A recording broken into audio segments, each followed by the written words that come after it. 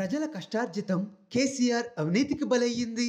భారీగా కురుస్తున్న వర్షాలకు గోదావరి నది పొంగి పొర్లుతోంది.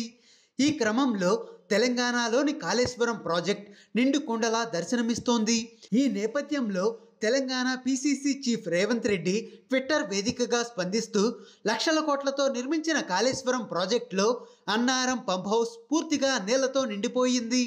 తెలంగాణ ప్రజల కష్టార్జితం సీఎం కేసీఆర్ అవినీతికి బలయ్యింది అని విమర్శించారు.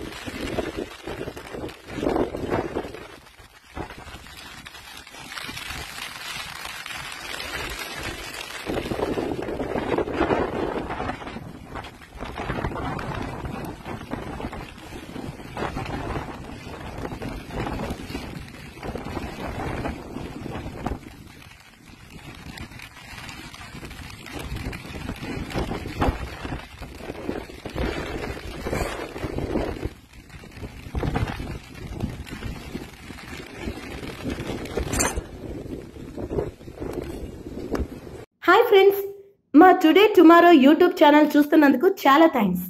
మరిన్ని లేటెస్ట్ వీడియోస్ కోసం వెంటనే సబ్స్క్రైబ్ చేయండి. అలాగే ఈ బెల్ ని కూడా రింగ్ చేసేయండి. మా నోటిఫికేషన్స్ అన్ని మీ మొబైల్లో వస్తాయి. అలాగే మా వీడియోస్ మీకు నచ్చితే లైక్ చేయండి, షేర్ చేయండి, నచ్చకపోతే కామెంట్ చేయండి.